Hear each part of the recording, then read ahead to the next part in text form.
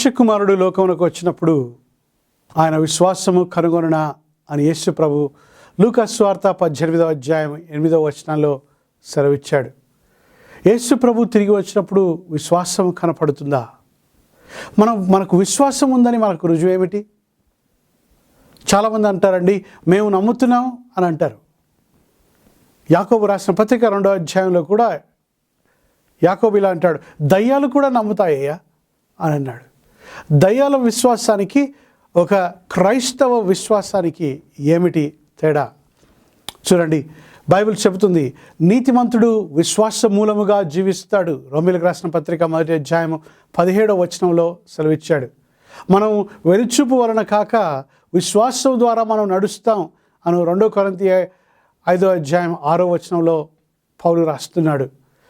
అంత మాత్రమే కాదు, మనం విశ్వాసం ద్వారా రక్షింపబడ్డాం. విశ్వాసం మన జీవితానికి చాలా ప్రాముఖ్యం. నీ జీవితంలో విశ్వాసం ఉందని, నా జీవితంలో మనం విశ్వాస మూలంగా జీవిస్తున్నామని రుజువు ఏమిటి? దేవుని వాక్యంలోంచి 3 సంఘటనలు మనం ఈరోజు ధ్యానిద్దాం. మన ప్రార్థన చెబుతుంది మనకి ఎంత విశ్వాసం ఉందో. మన విశ్వాసం అల్ప విశ్వాసమా, అధిక విశ్వాసమా, గొప్ప విశ్వాసమా అని మనం పరీక్షించుకోవాలి. బైబిల్లో నుంచి ఈరోజు ఈ 3 సంఘటనలు మనం ధ్యానిద్దాం. మొదటిగా మత్తయి సువార్త 15వ అధ్యాయంలో మనం చదివితే 23వ వచనం నుంచి మనం చదివితే అక్కడ ఒక కనాను స్త్రీ వచ్చి యేసు ప్రభువును బ్రతిమలాడుతుంది.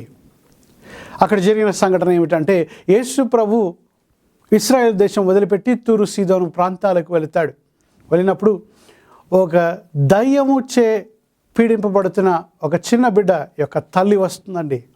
తల్లి వచ్చి యేసు ప్రభువుని అడుగుతుంది, అయ్యా, నా బిడ్డ దయ్యం చేత పీడింపబడుతుంది, నన్ను కరుణించు అని ప్రార్థిస్తే మత్తయి సువార్త 15వ అధ్యాయము 23 నుంచి మనం చదివితే అక్కడ ఏమనుందంటే, యేసు ప్రభువు మొదట ఒక్క మాట కూడా పలకలేదంట. చాలాసార్లు మనం ప్రార్థిస్తాం, మనకు జవాబు రావట్లేదు అని మనం అనుకుంటుంటాం.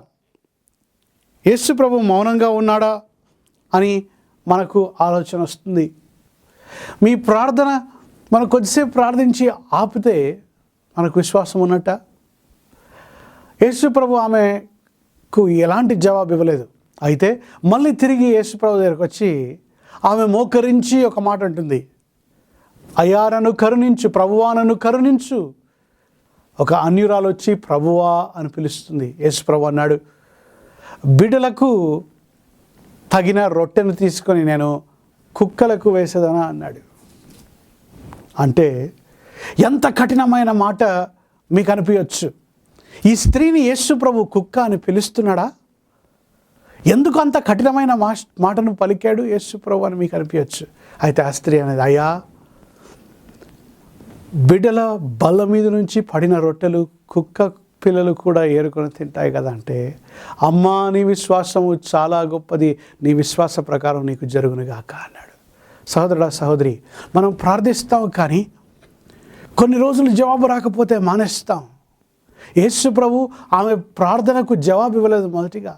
రెండవదిగా ఆమెను అవమానపరిచినట్టు మనం చూస్తాం.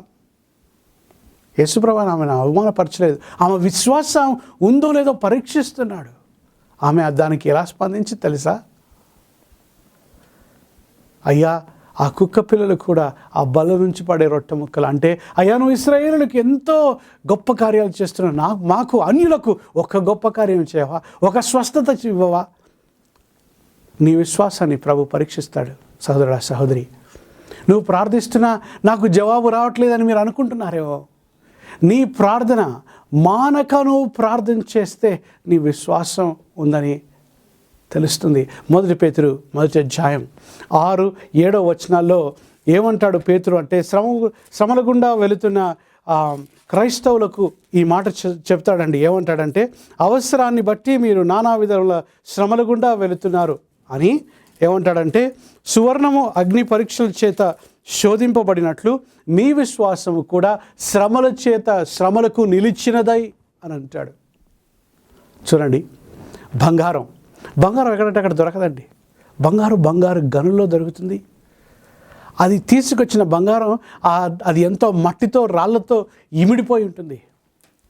మీరు అడగండి, ఒక గోల్డ్ స్మిత్ అడగండి, ఈ బంగారాన్ని ఒక ఆర్నమెంట్గా, ఒక ఆభరణంగా చేసుకోవాలంటే, ఒక రింగ్ తయారు చేయాలన్నా, ఒక నెక్లెస్ తయారు చేయాలన్నా, ఒక గోల్డ్ చైన్ తయారు చేయాలన్నా, ఆ గోల్డ్ని ఎలా ప్యూరిఫై చేస్తారు? ఏం చేస్తాడంటే ఈయన మంటలో పెట్టి అక్కడ కూర్చుంటాడండి. ఆ మంట ఆ సువర్ణమును శుద్ధీకరిస్తుంది. అప్పుడు సువర్ణం మాత్రం, బంగారం మాత్రం నిలిచిపోతుంది, మట్టి పడిపోద్దండి. మీరు ఎప్పుడైనా నన్ను అడగండి, నీకు ఎప్పుడు తెలుస్తాయా ఈ బంగారం ప్యూరిఫై అయిందనంటే, అట్లా తీసి నేను ఇలా చూస్తాను, నా ముఖం దాంట్లో కనపడాలి అంటాడు. సహోదరుడా, సహోదరి, మీరు శ్రమల గుండా వెళుతుంటే నీ ప్రభువు నిన్ను చూడట్లేదని నువ్వు అనుకోవద్దు. నేను విడువను ఎడబాయనని ప్రభు వాగ్దానం ఇచ్చాడు. నువ్వు ప్రార్థన చేస్తుంటే ఆయన వినట్లేదని నువ్వు అధైర్యపడకూడదు. ఆలస్యం కావచ్చేమో కానీ నీ ప్రార్థనకు జవాబు రాకుండా పోదు. విశ్వాసముతో నువ్వు ప్రార్థన చేస్తే నానా విధములైన శ్రమలు మీకు అవసరమును బట్టి అంటాడు. ఎందుకంటే బంగారానికి మంట ఎలాంటిదో మన విశ్వాసానికి కూడా ఈ అగ్ని పరీక్ష లాంటి శ్రమలు కూడా అలాంటివంట. మన విశ్వాసాన్ని ప్రభు శుద్ధీకరించాలని ప్రభు మన జీవితంలో శ్రమలు అనుమతిస్తాడు. చార్ల్స్ హాడన్ స్పర్జన్ అనే బోధకుడు ఉండేవాడు ఇంగ్లాండ్ దేశంలో. ఆయన అన్నాడు, వీఆర్ గాడ్స్ గోల్డ్ అని అన్నాడు. బంగారాన్ని చూడండి, ఎవరు ఇంట్లో పెట్టుకొని దాచిపెట్టుకోరు. మనిషి ఎక్కడైనా మనకు ఫంక్షన్స్ ఉంటే, పెళ్ళిళ్ళకైనా బర్త్డేలకైనా బంగారాన్ని ధరించుకొని అందరికీ చూపించుకోవాలనుకుంటారు కదా. అలాగే దేవుడు కూడా మట్టి పాత్రలమైన మనల్ని ఆయన మహిమ పాత్రలుగా, మనం ఆయన బంగారం అని దైవజనుడు అన్నాడు. చూడండి, మన విశ్వాసము ఆ నశించిపోవు సువర్ణము కంటే బహు విలువైంది అని పేతురు రాస్తున్నాడు. దేవుని దృష్టిలో మీ విశ్వాసం బంగారం కంటే విలువైందయ్యా.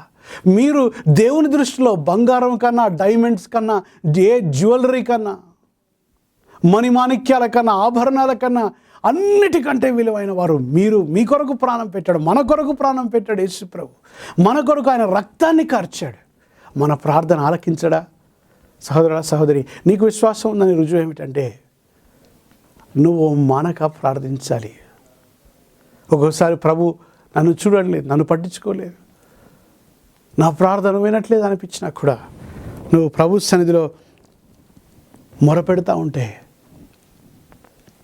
ప్రభు నీ విశ్వాసాన్ని చూసి, చూడండి, నీ విశ్వాసం ఎంతుందో మన జీవితం అంతే ఉంటుంది. యేసు ప్రభు అన్నాడు, ఆ స్త్రీను చూచి, అమ్మా నీ విశ్వాసము గొప్పది అని అన్నాడు. ఆమె అడిగినట్లే నీ విశ్వాసం నువ్వు ఆశించినట్టు నీకు జరుగునుగాక అని అన్నాడు. ఆమె ప్రార్థించినట్టే ఆమెకు జరిగింది. ఆమె అక్కడికి బయలుదేరి వెళ్ళిపోతుంటే తన కుమార్తెకు ఆ దయ్యం వదిలి వెళ్ళిపోయిందండి. ఆ విశ్వాసమే ఆమెను, ఆ బిడ్డను స్వస్థపరిచింది. తల్లి విశ్వాసం బిడ్డను స్వస్థపరిచింది. యేసు ప్రభు అంటాడు, నీ విశ్వాస ప్రకారం నీకు జరుగునుగాక అంటాడు. మత్తయి సువార్త 9వ అధ్యాయం 29వ వచనం, మత్తయి సువార్త 9వ అధ్యాయం 22వ వచనం. మీ విశ్వాసం ఎంతుందో మీ జీవితం అంతే ఉంటుంది. మీ విశ్వాసం ఎంతుందో మీరు ప్రభు నుంచి అంతే పొందుకుంటారయ్యా. మీ ప్రార్థనలో మీ విశ్వాసాన్ని మీరు బయలుపరుస్తారు. రెండవ సంఘటన, మత్తయి సువార్త 8వ అధ్యాయంలో రోమా శతాధిపతి యేసు ప్రభు దగ్గరికి వస్తాడు. శతాధిపతి అంటే 100 సైనికుల మీద అధికారం కలిగిన వాడు. యేసు ప్రభు దగ్గరికి వచ్చి, నా దాసుడు ఒకడు పక్షవాయువు కలిగి ఉన్నాడు, అయ్యా ఆయనను స్వస్థపరచంటే యేసు ప్రభు అంటాడు, నేను మీ ఇంటికి వస్తానయ్యా అంటాడు. మత్తయి సువార్త 8వ అధ్యాయం 5వ వచనం నుంచి మీరు చదవండి, 10వ వచనం వరకు, 11వ వచనం వరకు. నేను మీ ఇంటికి వస్తానంటే ఆయన అంటాడు, అయ్యా నువ్వు మా ఇంటికి రావడానికి నేను అంత అర్హుడను కాదంటాడు. I'm not worthy for you to come to my house. నేను అధికారం కలిగిన వాడును. ఒక దాసుని పోరా అంటే వాడు వెళ్తాడు, రమ్మంటే వస్తాడు. నాకు తెలుసు నువ్వు అధికారం కలిగిన వాడవని. నువ్వు ఒక్క మాట సెలవిస్తే నా దాసుడు బాగుపడతాడంటే యేసు ప్రభు ఆశ్చర్యపడి అని అక్కడ వ్రాయబడింది. యేసు ప్రభు ఆశ్చర్యపడతాడండి. ఎందుకు? ఆయన విశ్వాసాన్ని చూసి, నీ విశ్వాసం గొప్పది, నీ విశ్వాస ప్రకారం నీకు జరుగునుగాక. యేసు ప్రభు ఒక వ్యక్తిని చూసి, ఒక అన్యుడైన వ్యక్తిని చూసి, నీ విశ్వాసం గొప్పది అన్నాడు. అదే మత్తయి సువార్త 8వ అధ్యాయంలో తన శిష్యులను తన శిష్యులను 23వ వచనం నుంచి 26వ వచనం వరకు మీరు చదవండి. యేసు ప్రభు ఆయన శిష్యులతో దోణిలో ఉంటారండి. వారు సముద్రం మీద వెళుతూ ఉంటే ఒక తుఫాన్ వస్తుంది. యేసు ప్రభు నిద్రపోతూ ఉంటాడు. శిష్యులు వచ్చి, అయ్యా మేము నశించిపోతున్నాము, మీకు చింత లేదా, లేండి మమ్మల్ని రక్షించండి అని యేసు ప్రభువును బ్రతిమలాడుతున్నారు వాళ్ళు. యేసు ప్రభు లేచాడు. లేచి మొదట గాలిని తుఫానుని గద్దించాడు. రెండవదిగా ఆయన శిష్యులను గద్దించాడు. ఏమన్నాడు తెలుసా? అల్ప విశ్వాసులారా అన్నాడు. ఇప్పుడు మీరు అడగవచ్చు, ఇప్పుడు గొప్ప విశ్వాసానికి అల్ప విశ్వాసానికి ఏమిటి తేడా? మీరు పరీక్షించుకోవాలి. నేను అనుదినం పరీక్షించుకోవాలి. నాకు గొప్ప విశ్వాసం ఉందా, అల్ప విశ్వాసం ఉందా? గొప్ప విశ్వాసానికి అల్ప విశ్వాసానికి వ్యత్యాసం ఏమిటి? బాగా వినండి. గొప్ప విశ్వాసం మనం ఎంత అనర్హులమో గమనిస్తుంది. ఆ శతాధిపతి ఏమన్నాడు? అయ్యా నువ్వు మా ఇంటికి రావడానికి నేను అర్హుడను కాదు అని అన్నాడు. వీళ్ళు శిష్యులైతే దొనలో ఉన్నారు, కానీ ప్రభువా నువ్వు ఏమైనా లేచి మాకు క్రియ చేయి అంటున్నారు. మమ్మల్ని ఎట్లాగైనా నువ్వు రక్షించు అంటే మేము అర్హులం కాదని వాళ్ళు గ్రహించలేదండి. They are thinking that they are worthy people. గొప్ప విశ్వాసం మన బలహీనతను, మనం ఎంత పనికిరాని వారం మనకు గ్రహిస్తుంది. రెండవదిగా గొప్ప విశ్వాసం ప్రభు ఏమి చేయగలడో గ్రహిస్తుంది. బాగా చూడండి. ఈ శతాధిపతి అన్నాడు, అయ్యా నువ్వు ఒక మాట సెలవు, నా దాసుడు బాగవుతాడు అన్నాడు. అంటే ఆయన అధికారం కలిగిన వాడు, ఆయన ప్రభు అని, ఆయన మాటలో శక్తి ఉందని, ఆయన చూపులో శక్తి ఉందని, ఆయన వస్త్రపు చెంగులో శక్తి ఉందని, ఆయనలో శక్తి ఉంది అని ఆయన గమనించాడయ్యా. అది గొప్ప విశ్వాసం. అల్ప విశ్వాసం ఏం చేస్తుందో తెలుసా? ప్రభువును చూడకుండా ఈ శిష్యులు ఏం చేశారంటే ప్రభు వైపు చూడకుండా తుఫాను వైపు చూస్తున్నారు. అయ్యా మేము మరణిస్తున్నాం అంటాడు. ఎంతవరకు మీరు సమస్య వైపు చూస్తారో మీకు అల్ప విశ్వాసులే మీరు. ఎంతసేపు మీరు ప్రభువును చూస్తారో అప్పుడు మీకు గొప్ప విశ్వాసం కలిగినట్టు. గొప్ప విశ్వాసం కలిగిన వాడు తప్పకుండా పొందుకుంటాడండి. అల్ప విశ్వాసం కలిగిన వాడు యేసు ప్రభు ఆయన్ని గద్దించాడు. అయ్యా మాకేమైపోతుందో, మీకు ఆరోగ్య ప్రాబ్లం ఉన్నా ఏమనుకుంటారు తెలుసా? నేను చచ్చిపోతానేమో అని భయపడతారు. మరణ భయం చేత దాసత్వంలో సాతాను మనుషులను, విశ్వాసులను కూడా ఉంచుతున్నాడు, క్రైస్తవులను కూడా ఉంచుతున్నాడు. మనుషులు నాకేమైపోద్దేమో, ఈ ఆర్థిక సమస్య వచ్చింది, నా బిడ్డలు ఏమైపోతారేమో, ఈ ఆరోగ్య సమస్య వచ్చింది, నాకు మరణం వస్తుందేమో. చాలామంది ఇలా భయపడిపోతున్నారు. మీ కనుదృష్టి ప్రభు మీద ఉంటే, అందుకే హెబ్రీ పత్రిక 12వ అధ్యాయంలో రచయిత ఏమంటాడో తెలుసా? మా విశ్వాసానికి కర్త ఆయన యేసు ప్రభు, ఆయన కొనసాగించేవాడు ఆయన యేసు ప్రభు వైపు చూస్తూ మనం ముందు వెళ్ళాలి అని. మనం ఎంతవరకైతే ప్రభువుని చూస్తామో మనం నిలబడగలుగుతాం. సహోదరుడా, సహోదరి, నీకు గొప్ప విశ్వాసం ఉందా, అల్ప విశ్వాసం ఉందా? నువ్వు ప్రభు వైపు చూస్తావా? మీ శ్రమల్లో నీ శ్రమ వైపు చూస్తున్నావా? ఎంతసేపు అయితే నువ్వు ప్రభు వైపు చూస్తావో నువ్వు నిలబడగలిగిన వాడు అవుతావు. ఎంతసేపు అయితే నువ్వు నీ శ్రమను చూస్తావో. 2 ఉదాహరణలు చెప్తాను వినండి. యేసు ప్రభు ఒకసారి శిష్యులను పంపించి ధోనిలో ఆయన నీళ్ళ మీద నడుచుకుంటూ వస్తాడు. వచ్చినప్పుడు పేతురు యేసు ప్రభు రావడం చూసి వీళ్ళు మొదటిగా దయ్యం అనుకుంటారు, భూతం అనుకుంటారు. ప్రభు అంటాడు కాదు నేనే అన్నప్పుడు పేతురు ఏమంటాడో తెలుసా? అది నువ్వైతే ప్రభువా, నన్ను కూడా నీళ్ళ మీద నడవటానికి నువ్వు ఆజ్ఞాపించన్నాడు. పేతురు చేపలు పట్టేవాడు, సముద్రం మీద ఎప్పుడు ఉండేవాడు. ఆయనకి ఈత కొట్టడమే తెలుసు, కానీ నీళ్ళ మీద నడిచేది ఎప్పుడు తెలియదండి. ప్రభు అన్నాడు రా అన్నాడు. పేతురు మొదటిసారి నీళ్ళ మీద నడుస్తున్నాడు. మత్తయి సువార్త 14వ అధ్యాయంలో మీరు ఆ సంఘటన మీరు చదవచ్చు. అయితే నీళ్ళ మీద నడుస్తున్నప్పుడు ఎంతసేపు అయితే యేసు ప్రభువుని చూశాడు, ఆ నీళ్ళ మీద నడవగలిగాడు. అబ్బా నేను మొదటిసారిగా నీళ్ళ మీద నడుస్తున్నాను పాపం సంతోషపడి ఉండొచ్చు. ఇటు అటు చూశాడు పాపం. ఆ గాలి తుఫాను చూడగానే మునగసాగాడు. ప్రభువా రక్షించు అని మొరపెట్టాడు. ప్రభు అన్నాడు, ఆయన చేయి పట్టుకొని ఆయన రక్షించాడు. ఎంతసేపు మీరు ప్రభువుని చూస్తారు? సహోదరుడా, సహోదరి, మీకు శ్రమలు వస్తాయి.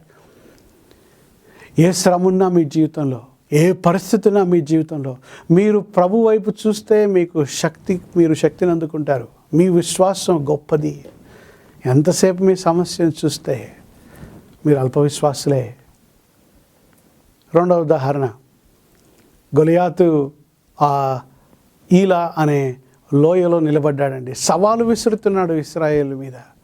ఎవరైనా నాతో పొట్లాడగలరా? 40 రోజులు అలా సవాలు విసిరాడు. ఎవరు రావట్లేదు. సౌలుది కూడా చూస్తున్నాడండి. దావీదు వచ్చాడు. మీ కథ అంతా తెలుసు. మొదటి సమూయేలు గ్రంథం 17వ అధ్యాయంలో దావీదు వచ్చి సౌలుతో ఇలా అన్నాడు. ఏమంటాడంటే, నేను వెళ్ళి ఈ ఫిలిస్తీయుడితో పోట్లాడతానన్నాడు. ఈ సున్నతి లేని ఫిలిస్తీయుడు, who is this uncircumcised Philistine to challenge the armies of the living God అని అన్నాడు. అయితే సౌలు ఏమన్నాడు తెలుసా? నువ్వు పిల్లవాడివి, నువ్వు ఆయనతో ఎలా పోరాడగలవు అన్నాడు. అని సౌలేమో గొలియాతు ఎంత ఎత్తున్నాడో చూస్తున్నాడు. సౌలేమో ఆయనకున్న కండలు చూస్తున్నాడు, ఆయన కత్తి, ఆయన ఖడ్గాన్ని చూస్తున్నాడు, ఆయన వేసుకున్న కవచాన్ని చూస్తున్నాడు, ఆయన ఎత్తు, ఆయన పొడవు, ఆయన వెడల్పు, ఆయన చేతిలో ఉన్న ఆయన ఆయుధాలను చూస్తున్నాడే. కానీ అది సౌలు దృష్టి. సౌలుకు దావీదుకున్న వ్యత్యాసం ఏమిటంటే, దావీదు దేవుని చూస్తున్నాడు. ఈ సున్నతి లేని ఫిలిస్తీనుడు వీడంతా అంటున్నాడు. వాడిని ఎత్తును ఈయన చూడట్లేదు, ఆయన ప్రభువును చూస్తున్నాడు. మనం ఎప్పుడైనా ప్రభు మీద మన కనుదృష్టి ఉంటే మన సమస్య చాలా చిన్నదిగా ఉంటుంది. ఎందుకంటే మన దేవుడు అంత గొప్ప దేవుడుగా కనపడతాడు. నువ్వు ఈటెతో కత్తితో వచ్చావు, నేను యెహోవా నామములో వస్తున్నాను. దావీదు వెళ్ళి ఒకే దెబ్బతో ఆయన సంహరిస్తాడు. మనకు కథంతా తెలుసు. సౌలు దావీదుకు వ్యత్యాసం ఏమిటంటే, సౌలు గొలియాతు మీద దృష్టించాడు, దావీదు ప్రభువును చూస్తున్నాడు. సహోదరుడా, సహోదరి, నీకు అల్ప విశ్వాసమా గొప్ప విశ్వాసమా? అనుదినం నువ్వు ప్రభు వైపు చూసేవాడుగా ఉండాలి. శతాధిపతి ప్రభువాను ఒక మాట సెలవిస్తే చాలన్నాడు. ఆయన ఇంటికి తిరిగి వెళ్ళిపోతుంటే దాసులు ఎదురుగా వచ్చి, అయ్యా నీ దాసుడు బాగున్నాడు అంటే, ఏ క్షణం అని కనుక్కున్నప్పుడు యేసు ప్రభు ఏ క్షణంలో సెలవిచ్చాడు, అదే క్షణంలో ఆయన దాసుడు బాగాడు. నీ విశ్వాసం ప్రకారం మీకు జరుగునుగాక. నీకెంత విశ్వాసం ఉంటుందో నీ జీవితం అంతే ఉంటుంది. సహోదరుడా, సహోదరి, ఆ విషయాన్ని మనం గమనించాలి. యేసు ప్రభువు నుంచి విశ్వాసం ఉంటే విశ్వాసం ద్వారా మనం శక్తిని పొందుకుంటాం. ఆఖరి అంశం, మన ప్రార్థన జీవితం మనకు విశ్వాసం ఉందో లేదో చెప్తుంది. ఆ విశ్వాసం ఉందని రుజువు ఏమిటి? ఇవన్నీ విషయాలు ఆ గుడ్డివాడు విన్న సత్యాలను విని ఏమంటాడంటే, ఓ దావీదు కుమారుడా నన్ను కరుణించు అని బిగ్గరగా కేకలు వేస్తున్నాడంట. ఆయన కేకలు వేస్తుంటే మనుషులు వచ్చి ఆయన్ను ఆపుతున్నారంట. వారి గుడ్డివాడా నువ్వు అరవద్దు అని ఆయన్ని అభ్యంతరపరుస్తారంట. వారు ఆపుతుంటే గుడ్డి భర్తమయ్య ఏం చేస్తున్నాడో తెలుసా? ఇంకెక్కువగా బిగ్గరగా అరుస్తున్నాడంట. సహోదరుడా, సహోదరి, నువ్వు ప్రార్థన చేస్తుంటే నీకు ఎన్నో అడ్డంకులు వస్తాయి. మనుషులు చాలా అడ్డంకులు మనకు. మన శరీరం ఒక అడ్డంకు. ఈ లోకం మనల్ని అడ్డగిస్తుంది. సాతానుడు కూడా అడ్డగిస్తాడు. మన ప్రార్థన ఆపకూడదు. ఎలా మనుషులు మనకు అడ్డగిస్తారని మీరు ప్రశ్నించవచ్చు. సహోదరుడా, సహోదరి, నీ జీవితంలో నువ్వు ప్రార్థిస్తుంటే మనకు అడ్డం వచ్చేవి చాలా ఉన్నాయి. నువ్వు ఎవరినైతే క్షమించలేదో, ఎవరితో అయినా పోట్లాడి వారిని క్షమించకుండా ఉంటే ఆ మనిషే నీకు అభ్యంతరం అవుతాడు. మత్తయి సువార్త 5వ అధ్యాయంలో యేసు ప్రభు ఇలా అంటాడు, నువ్వు నీ అర్పణను తీసుకొని వచ్చి ప్రభు సన్నిధికి వచ్చినప్పుడు నీ సహోదరుడికి ఏదైనా నీ మీద ఉందని నీకు తెలిస్తే నువ్వు ఆ అర్పణను అక్కడ వదిలిపెట్టి పోయి ఆయనతో నువ్వు సరిగ్గా వచ్చి మళ్ళీ నువ్వు అర్పించమని అంటాడు యేసు ప్రభు. అంటే అర్థం ఏమిటో తెలుసా? నువ్వు ఇతరులతో సరి చేసుకోకుండా ప్రభు సన్నిధిలో వచ్చి నువ్వు మొరపెడితే ప్రభు నీ ప్రార్థన ఆలకించడయ్యా. మనుషులు అలా మన జీవితంలో అభ్యంతరపరుస్తారు. మీ అత్త మామలతో మీరు పోట్లాడుతుండొచ్చు, అన్నదమ్ములతో అక్కచెల్లెలతో మీరు పోట్లాడుతుండొచ్చు. చాలామంది క్రైస్తవులు సంవత్సరాలుగా కొంతమందితో మాట్లాడరండి. మనకు శత్రువులు మనం చేసుకోకూడదండి. మనుషులు మనల్ని అభ్యంతరపరచకూడదు. ఆ గుడ్డి భర్తమైన మనుషులు నువ్వు అరవడం ఆపేయి అంటే ఇంకెక్కువగా అరుస్తున్నాడు భర్తమే. మనుషులు నిన్ను ఆపుతా ఉంటే నువ్వు ఆగిపోతావా? ఈయన చాలా భక్తిపరుడా, చాలా ప్రార్థన మీటింగ్కి వెళ్తున్నాడు అంటే మనుషులు ఏమనుకుంటారని ప్రార్థన ఆపేస్తారు చాలామంది. ఈయన చాలా భక్తిపరుడా, చాలా పాటలు పడుతున్నాడు ఈ మధ్య అంటే పాటలు మానేస్తారు. ఈయన చాలా భక్తిపరుడా, చాలా ఉపవాసాలు చేస్తున్నాడు ఈ మధ్య అంటే మానేస్తారు. చూడండి, మనుషులు మనకు అభ్యంతరం అవుతుంది. చాలా మటుకు మనకు ప్రార్థనకి ఏమి అడ్డం వస్తాయో తెలుసా? చాలామంది ప్రార్థన మీటింగ్కి వెళ్తారు, మోకాళ్ళు నొంగుతారు, కానీ మనసు ఎక్కడ ఉంటుంది? కిచెన్లోనో, ఆఫీస్లోనో, మార్కెట్లోనో ఉంటుంది. ఎందుకంటే ప్రార్థన చేయడానికి వారి శరీరం అడ్డం వస్తుంది, వారి లోకాశాలు అడ్డం వస్తున్నాయి, వారి పనులు అడ్డం వస్తున్నాయి. మనం ఎలా ప్రార్థించాలి? ప్రభువా నీ ఆత్మ సహాయం నాకు దయచేయి. మనకు ఎలా యుక్తంగా ప్రార్థన చేయాలో మనకు తెలియదయ్యా. మనం ఆత్మ సహాయం పొందుకొని ఆత్మతో నింపబడి ప్రార్థన చేయాలి. అప్పుడు దేవుని చిత్తాన్ని ఎరిగి మనం ప్రార్థన చేస్తాం. చాలా మటుకు మనమే ప్రభువు పనులు చెప్తుంటాం. ఈ పని చేయి ప్రభు, ఆ పని చేయి ప్రభు, ఈయన దీవించు, ఆయనకు ఉద్యోగం ఇచ్చేసి, ఈయన రక్షించి, ఈ పని చేయి, ఆ పని చేయని మనం ప్రభుకే పనులు చెప్తుంటాం. ఆయన చిత్తాన్ని గ్రహించి మనం అడగాలి. అయితే దేవుడు ఎలాంటి ప్రార్థనకు జవాబిస్తాడు? సహోదరుడ సహోదరి బాగా వినండి. యోహాను సువార్త 15వ అధ్యాయం 7వ వచనంలో, మీరు నా యందు నిలిచి ఉన్న, నా మాటలు మీ యందు నిలిచి ఉన్నప్పుడు ఏదైనా అడగండి ఇస్తానన్నాడు. మనం ప్రభువులో నిలిచి ఉండి, ప్రభు మాటలు మనలో నిలిచి ఉంటే, if you avoid in me and if my words avoid in you ask what ever అని అన్నాడు యేసు ప్రభు. ఆయన మాటలు మనలో ఉంటే, చూడండి, చాలామంది దేవుని వాక్యాన్ని చదవరు. అలాంటి వారి ప్రార్థన ప్రభు పట్టించుకోడండి. సామెతలు 28వ అధ్యాయం 7వ వచనంలో ఏముందంటే, దేవుని ధర్మశాస్త్రాన్ని ధ్యానించని చదవని వాని ప్రార్థన యెహోవా ఆలకించడం ఉంది. దేవుని వాక్యం చదవకపోతే ఆయన చిత్తం ఎలా అర్థమవుతుంది? ఆయన మనస్సు ఎలా అర్థమవుతుంది? అందుకే దేవుని వాక్యాన్ని మనం పఠించాలి. మీకు తప్పకుండా మీ ప్రార్థనలకు జవాబు కావాలంటే దేవుని వాక్యాన్ని మీరు చదవాలి. అలాగే ఇంకో కారణం చేత ఎప్పుడు ప్రభు మీ ప్రార్థన ఆలకిస్తాడు. యోహాను సువార్త 14వ అధ్యాయం 13వ వచనంలో ఇలా అంటాడు, తండ్రి కుమారుని యందు పరచబడినట్లు మీరు ఏదైనా అడగండి నేను ఇస్తాను అంటాడు. Ask what ever. మత్తయి సువార్త 7వ అధ్యాయం 7వ వచనంలో, అడుగుడే మీకు ఇవ్వబడును అంటాడు. Ask and it shall be given unto you. You know, if we ask for our own reasons, God will never answer our prayer. But if we ask for God's glory, He will definitely answer every prayer. మనం ఆయన మహిమ కొరకు, ప్రభువా ఇది నీ మహిమ కొరకయ్యా అని మీరు ఆ హృదయంలో నిశ్చయించుకొని మీరు అడిగితే తప్పకుండా ఇస్తాడు. సహోదరుడా సహోదరి, మీరు అడిగినవి మీరు ప్రభు నుంచి పొందుకుంటున్నారా? చాలామందికి మీ బిడ్డలకు రక్షణ కావాలి, మీ కుటుంబం రక్షణలోకి రావాలి, మీ కుటుంబం ప్రభుని ఎరగాలి, కానీ ప్రార్థిస్తున్నారు, కానీ ప్రభు వింటున్నాడో లేదో కూడా తెలియదు. విశ్వాసముతో కూడిన ప్రార్థన నా ప్రభు తప్పకుండా చేస్తాడు. Faith is not knowing that God will, but faith is knowing that God can. Faith is knowing that God can do it and God will do it for me. విశ్వాసం అంటే దేవుడు చేయగలడని కాదు, దేవుడు చేస్తాడు అని నమ్మటం. అదే విశ్వాసం అంటే. విశ్వాసం ద్వారా, ప్రార్థన ద్వారా మన భారములను ప్రభు సన్నిధికి మోసుకొని వెళ్తాం. విశ్వాసం ఏమిటంటే ప్రభుకి అప్పగించి మళ్ళీ రావటం, మళ్ళీ మోసుకొని రావడం కాదు. చాలామంది ప్రార్థనలో వెళ్ళి ఆయనకు మన భారాలను అప్పగించినట్టే అప్పగిస్తారు, కానీ మళ్ళీ మోసుకొని వెనక్కి వస్తారన్నమాట. గుడ్డి భర్తమయ్య మనుషులు ఆపడానికి ఎంత ప్రయత్నం చేసినా కూడా ఆయన ఆగలేదండి. అది విశ్వాసం. ప్రభు అన్నాడు, ఎవరు ఆయన పిలవండి అన్నాడు. గుడ్డివాడు రాగానే నీకేం కావాలని గుడ్డివాడిని అడిగాడు యేసుప్రభు. చూడండి, యేసుప్రభుకు తెలియదు ఆయన గుడ్డివాడని. ఆయన నోటితో ఆయన చెప్పాలని ప్రభు చూస్తున్నాడు. మనం ఇంతకుముందు ఆ కానాను స్త్రీ గురించి అన్నాడు. ప్రభు ఆమెను ఇన్సల్ట్ చేయాలనా, ఆమెను కించపరచాలనా ప్రభు అనేది కాదు, ఆమె విశ్వాసాన్ని చూడడానికి. ఈ గుడ్డివాడిని అడుగుతూ నీకేం కావాలి అన్నాడు. ఈయనకు తెలియదా ఆయనకేం కావాలో? అందుకే వాక్యంలో ఏముందంటే, మనం చెప్పకమునిపే ఆయన అన్నీ తెలుసట, కానీ మన నోట్లోంచి చెప్పాలని ప్రభు కోరుకుంటున్నాడు.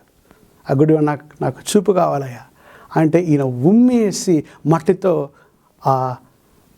ఆయన కళ్ళ మీద పెట్టాడంట. ఈయన పోయి కడుక్కున్నాడు. సిలోం అనే దాంట్లో కడుక్కొని వచ్చి ఆయన బాగాడు. చూపు చూడండి. యేసు ప్రభు మీ విశ్వాసం ఎంతుందో మీ విశ్వాస ప్రకారం మీకు జరుగుగాక. మీ విశ్వాసం ఎలా ఉంది? మానక మీరు ప్రార్థిస్తున్నారా? అలా ప్రార్థిస్తే మీ విశ్వాస ప్రకారం మీకు జరుగుతుంది. సహోదరుడా సహోదరి, నాకు విశ్వాసం ఉందని ఏమిటి రుజువు?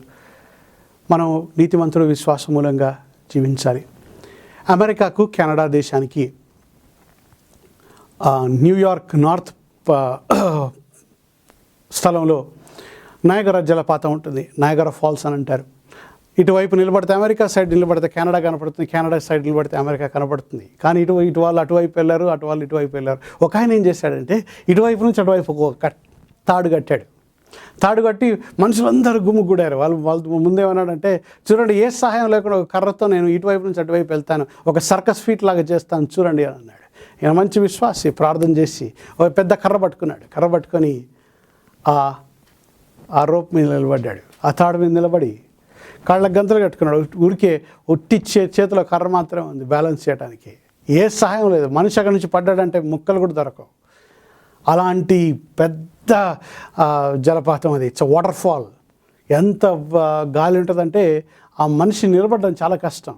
అలాంటి స్థలంలో అలాంటి సర్కస్ ఫీట్ చేయడానికి ఈ ప్రార్థనా పరుడు నిర్ణయించుకున్నాడండి. చాలా కష్టపడి ప్రార్థనతో ఒక్కొక్క అడుగు వేస్తూ ఆ తాడు మీద ఈ అమెరికా వైపు నుంచి కెనడా వైపుకి వచ్చారు. అందరు చూసి చప్పట్లు కొట్టారండి. చప్పట్లు కొట్టిన తర్వాత ఆయన అన్నాడు, ఎంతమంది నమ్ముతారు నేను మీ ఇటు సైడ్ నుంచి అందరు అటు సైడ్కి వెళ్ళగలనంటే అందరు చేతులు ఎత్తారంట. ఈయన అన్నాడంట, ఎవరన్నా వస్తారా నా భుజం మీద ఎక్కించుకొని తీసుకెళ్తారా అండి అన్నాడంట. అంటే ఎవ్వరు ముందుకు రాలేదంట. ఒక చిన్న పిల్లడు ముందుకు వచ్చాడు. చిన్న పిల్లడు ముందుకు వస్తే వాడిని ఎత్తుకొని భుజాల మీద పెట్టుకున్నారా, కళ్ళు మూసుకోవాలరా అన్నాడంట. కదలొద్దు అన్నాడంట. నేను తీసుకెళ్ళగలను, నువ్వు నమ్మాలి అన్నాడంట. అని భుజం మీద కూర్చోపెట్టుకొని మళ్ళీ కళ్ళకి గంతలు కట్టుకొని కర్రలు పట్టుకొని మెల్లిగా నడుచుకుంటూ ప్రతి అడుగు ప్రార్థన చేసుకుంటూ ఇటువైపు వచ్చాడు. రాగానే అందరూ సంతోషపడి చేతులు పెట్టారంట.